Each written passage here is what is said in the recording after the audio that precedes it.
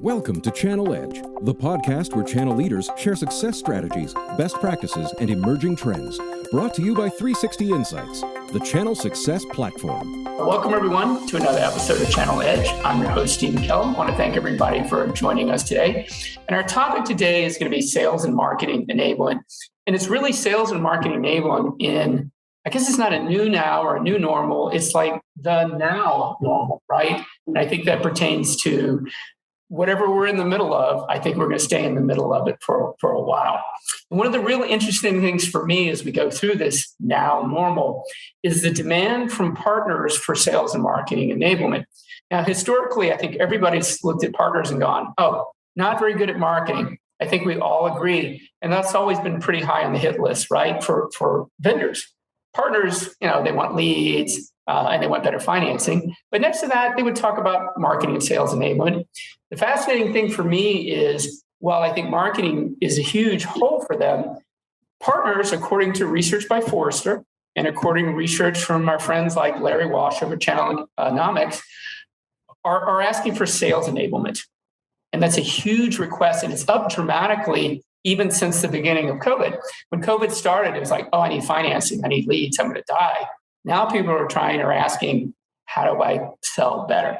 So to have that conversation, we have Andrea, the BlitzMaster, who is the CEO and founder of BlitzMaster. So welcome, Andrea. I appreciate you joining us. And if anybody was going to talk to us about sales enablement, I think you're the perfect person.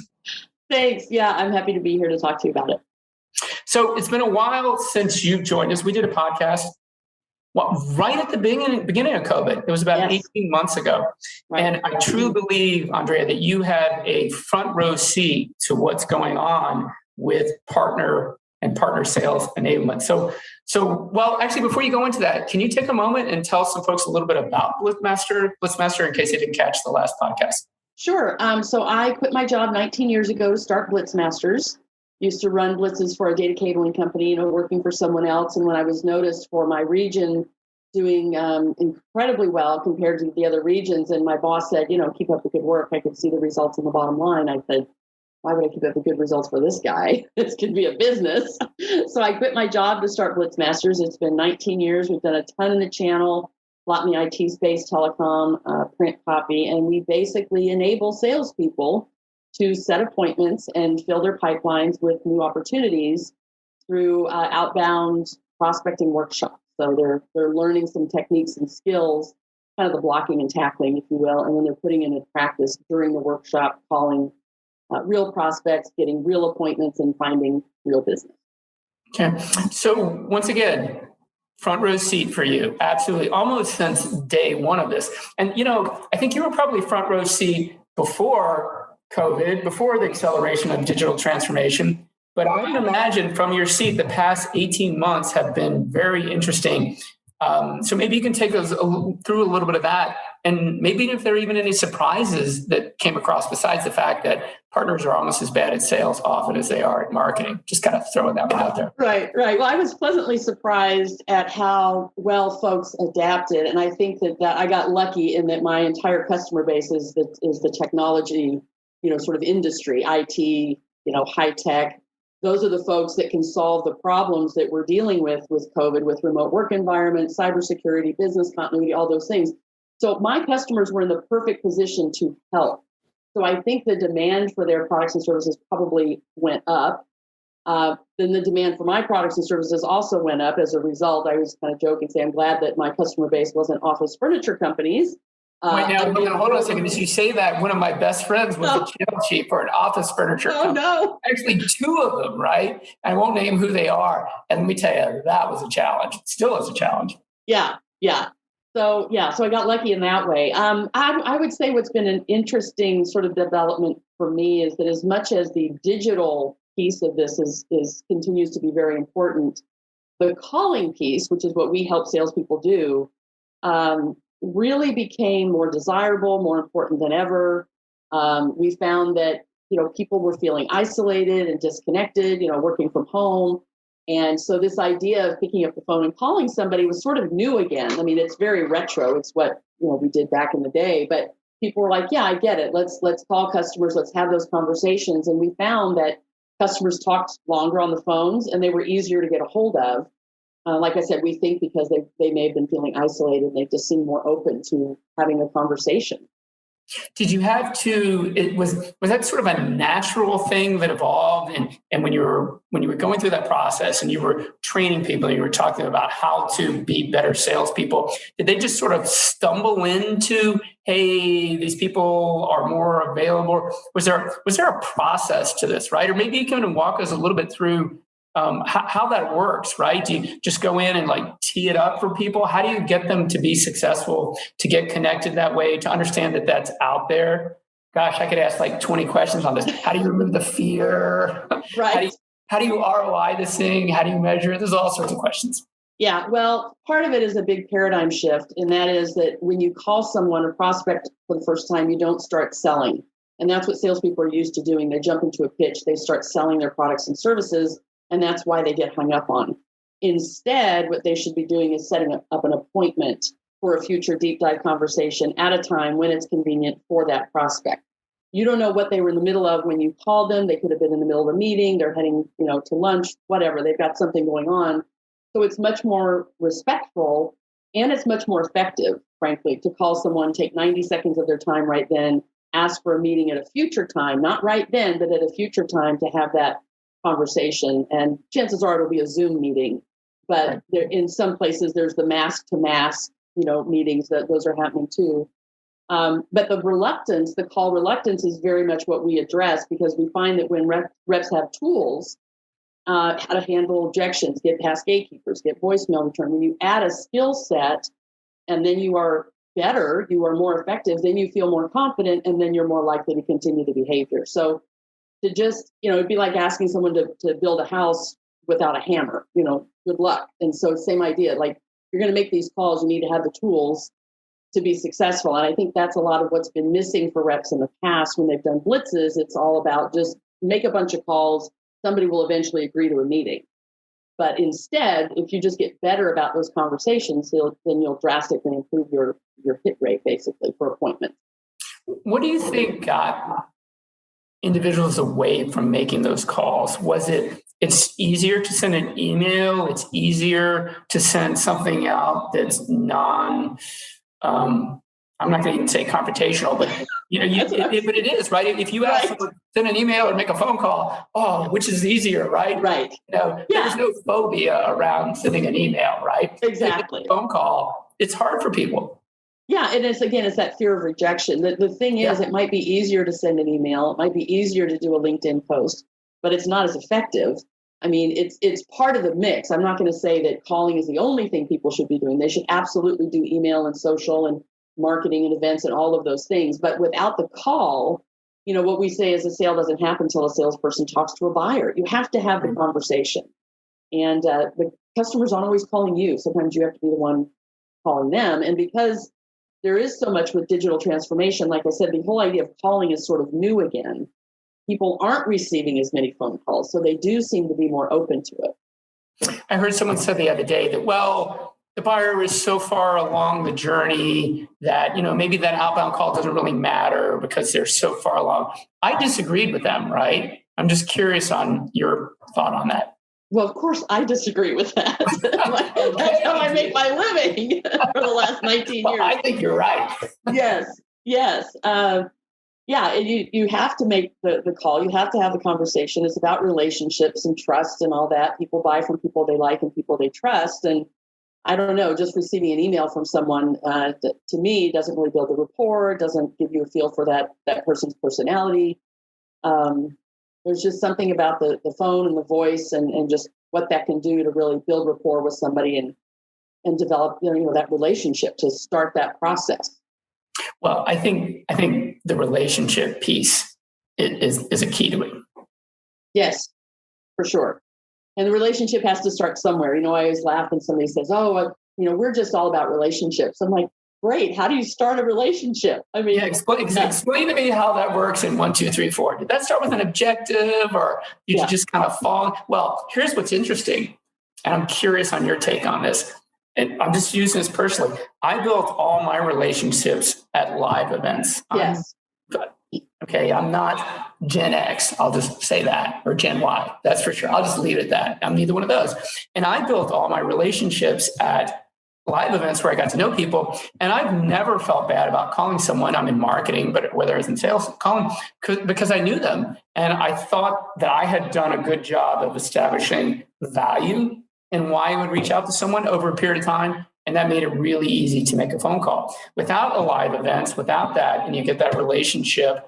And there's a lot of BDMs out there that are a huge part of organizations that actually never even get to go to those events, right? Right. They're doing it all either digitally or through the phone.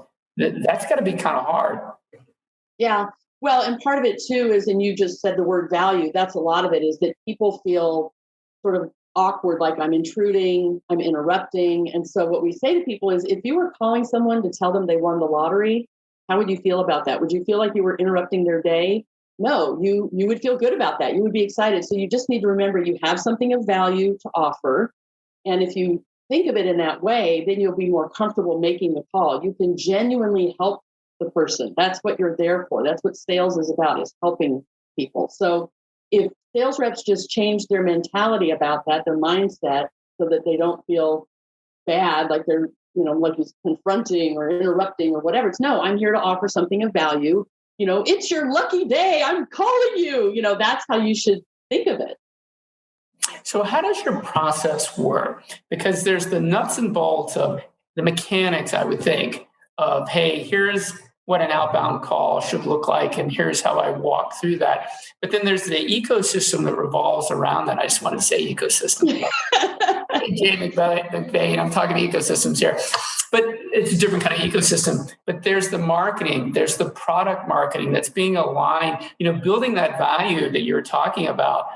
That starts with, do they understand the value proposition of their organization? Do they have case studies? If someone is in an affirmation versus an information mode, are they there along that buyer's journey? Can they pick up that intent and where that buyer is on that buyer's journey quickly? Is that a part of your whole process? Because, honestly, I've never sat down. I should attend one of your events. Should. That would make this really cool.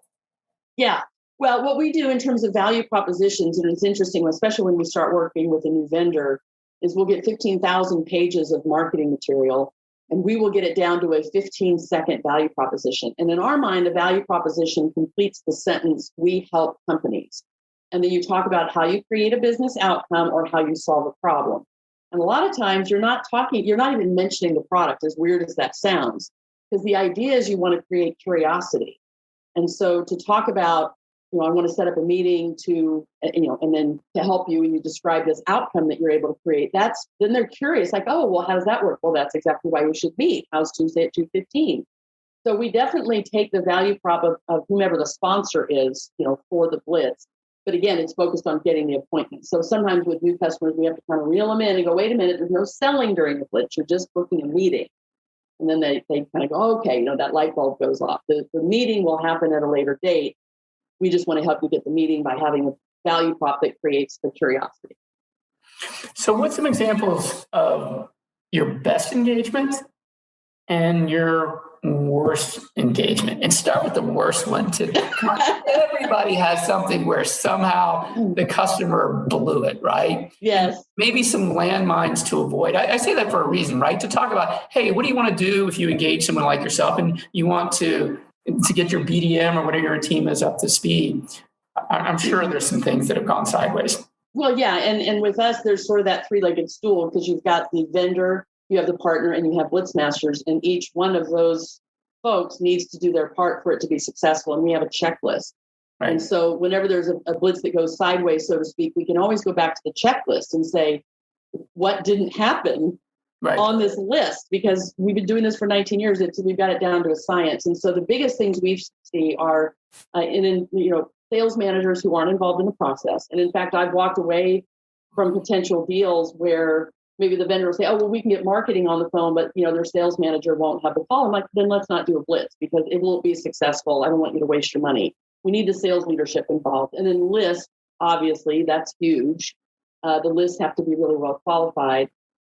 The most successful that I've seen, we have a client now we're doing a huge campaign with, and it's just an unbelievably successful. I mean, they're getting like 5 times the number of appointments as any of our other customers. They're doing a lot of pre-blitz work with their partners. They're super involved during the blitz. And then afterwards, they're tracking every dollar. They've got a campaign code. Their ROI is phenomenal, which is why we keep doing so much work together. And I would say most of the vendors that we work with don't track the ROI as well as this customer is afterwards. You have the anecdotal evidence of someone saying, hey, I closed a $500,000 piece of business from that appointment I got. But this particular customer that we have tracks every penny, and they're getting ROI, which is why we keep going. But it requires everybody to do their part for it to be successful.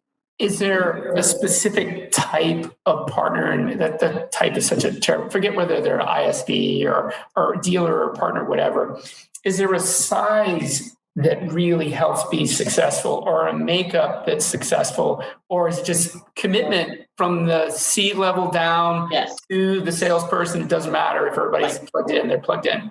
It's the latter for sure, because we work with partners that have 2 sales reps. We work with partners that have 300 and, everyone in between. And so I get that question a lot when we work with a new vendor, help us develop this profile of the partner that will be successful. And I always say it only has to do with the involvement of the sales leadership and the accuracy of the list, and then the partnership of the vendor and the partner, that willingness to work together. Those are really the things that matter. More than, is it a regional partner? Is it national? Is it an ISV? Those types of things. The best one I ever saw from success, and that was probably about 20 salespeople, and the CEO was so involved in it. This is a fairly sizable partner to the point where I remember him was talking about how he had with his SLT meeting, and he's pulling in ops and everybody else's CTO. He's talking to his entire executive team about what's going on. And he really made that whole BDM and sales team feel really important, because the whole organization just made a big, and it actually turned into a lot of fun. They made a really fun event so that everybody in the organization, even the techs, right? Somebody completely off in product was going, oh, this is actually kind of cool. And I loved it, right? I thought they really made it an organizational piece, and it really made it successful. And they celebrated it success across the entire organization. Well, that's a huge part of it. When I grew up in Texas, and my mom used to give me aspirin on a teaspoon with Hershey's chocolate syrup because I didn't want to take the aspirin. It didn't taste good. And so I used to joke and say, we are the Hershey's chocolate syrup of cold calling. Nobody wants to do it. But if you make it fun and you create a fun environment, you have some prizes, lots of recognition for the people that do well, create the competition, the gamification. All of that is huge, is the environment, the fun, the whimsy. That's a huge part of it. And we do have blitzes where sales managers will also make calls. And the other thing this vendor that I was talking about earlier has done, they have their people make calls on behalf of the partner. Talk about the partner loving that vendor. Oh my gosh, you've got your team making calls and setting appointments for my salespeople during the blitz. And there's no channel conflict there, right? And they're turning them all over to the partner. Yes. That's another huge. Sorry, I'm skeptical. I've been in the space. I'm a big partner. I'm a little skeptical. Just a little bit. Yeah. No, that's actually great. So one last question. So we're in this now normal thing, right? Which I in the intro, I said, I like the now normal because it makes us focus on the present. And I think that's really important to be in the present, because my perspective, I don't think it's going to change a lot in the next 18 months. Even as we start to come out of it, I think these skills that everyone is acquiring in this digital transformation, they're not going back. I'll give you a perfect example. I've got a really good friend of mine who runs an agency in San Diego in the insurance business. And he was all in person. He's 70 years old.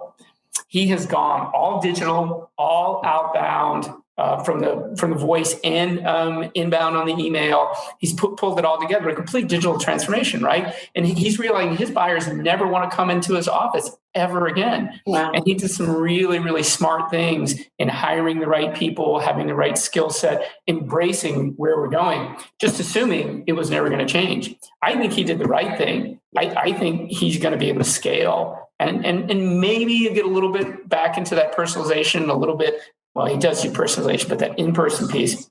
But I think you made the right decisions. What do you think? Oh, for sure. Yeah. And what's interesting is you find now that it's kind of like a employees market. There are so many companies that are throwing out. I mean, I read the other day, like Dairy Queen was throwing out $1,000 signing bonus for an employee to come in. And I just thought, and I think it's just because workers and especially sort of in the channel, people have this ability to be remote. They can live anywhere. Right. You and I've just sort of talked about this before we started the podcast. And so people have now moved away. A lot of people have moved away outside of these big cities because they're like, oh, I can live anywhere. I can do this digitally. I can do it remotely. And so now what you see in terms of people hiring is instead of offering a lot of money, they're just saying, hey, you can work remotely. And people are like, done. Like that seems to matter more to people than the money, just having that freedom to work from home. And so, yeah, I mean, I think that there's this sort of hybrid may go on for a while. It'll be interesting to see, and for us, we still are just doing everything virtual. We haven't had any requests for our on-site blitzes. I think they'll come back eventually, but for now, it's been 18 months of just straight virtual blitzes. And that's been fine. Obviously, your business has adapted to that, right? Eat your own dog food, going through the whole process. I mean, everything is fine. Well, yeah. We didn't have to adapt. We've been doing virtual programs for 11 years. So it's like we had already figured it out. And that's why 2020 was my second best year in terms of revenue, not in spite of the pandemic, but because of it. We were one of those businesses that benefited because our customers knew, hey, this is something we can do virtually that will still develop pipeline. And you think this will continue? This trend will continue this way with the exurbs? I know it's not suburbs anymore; it's exurbs, right? Yes. And it's ex-urban, right? I'll go out and live where, as you said, wherever I want to live, and I can still do my job. Right. Yeah. I think that's going to be around for a long time. Now that we've realized that it's possible, and we needed something like a pandemic maybe to prove that was possible. And like we talked about, this. We are in the technology business. That's who our customers are. And if anybody's going to figure it out, it's our customers. I think it's fascinating. I don't know about you, but I was watching a show with my wife fairly recently, and it was on a little island outside of Madagascar. It was a very pretty island, right? I think it's run by the Brits, or it was French and then the Brits. And my wife's like, we could live there. I was like, okay, this is how far it's come. I live in Charleston, South Carolina. I don't think I want to go to Madagascar. It'd be pretty cool. I think the time zones would be a little off, but it would be doable. If you really wanted to, it'd probably be doable. A little tough to fly in for QSMs and SLTs. But you got to make sure you've got Wi-Fi. We just moved into this beautiful house on an island near Seattle, Washington. And do you think I asked about the Wi-Fi? No, I didn't even ask because this view was so spectacular. I was seduced by the view. It wasn't until after we closed, I was like, oh, can we get high-speed internet? And we just got lucky because only the north side of the island, which is where we are, gets high-speed internet. That's the only place. Every place else on the island does not. And so I just got lucky. Okay, and we can tackle that on another podcast. That's a fascinating subject when you get to this exurbs and you've got a BDM team or a sales team that's doing that and they want to go remote. What are the requirements for that? Because there's nothing worse than taking a phone call from someone that is not clear and crisp. There's enough challenges to getting someone stay on the line for 30 seconds. Right. You don't want to give anybody any reason to drop the line, right? Yes. All right. Actually, you know what? We should do a little blog on what requirements are for BlitzMastering in the digital world in the exurbs, right? So that would be a really interesting blog. Folks who are listening, we can share. We can post a little blog on that and write some of those ideas that Andrea might have on that about things to be careful of, things to look for as you start to deal with, Gen X, Gen Y, hiring policies, how to make all that work. Because like I said, I don't think it's going to go away. Yeah. You're going to have a hard time getting people that are productive out of Alaska. Right. Well, maybe in small parts, right? Yeah. Yeah. Nothing going to love Alaska. Might be a little challenging. Well, anyways, Andrea, thank you for joining us today. I really appreciate it. Listeners, thank you for joining us. If you have any feedbacks or comments, please feel free to email us at channeledge at 360insights.com. If you enjoy the show, please recommend it to your colleagues. We greatly appreciate it. Please feel free to download content from Spotify, Apple, iTunes, wherever you get your great content. We really appreciate it. So once again, thanks, Andrea. Thanks, everybody. Thanks, everyone. Bye. Thanks for listening to Channel Edge, brought to you by 360 Insights, the channel success platform. Subscribe now on iTunes, Stitcher Radio, and Google Play, and you'll always be the first to access new episodes where channel leaders share success strategies, best practices, and emerging trends. For bookings, feedback, questions, or comments, feel free to email us at channeledge@360insights.com.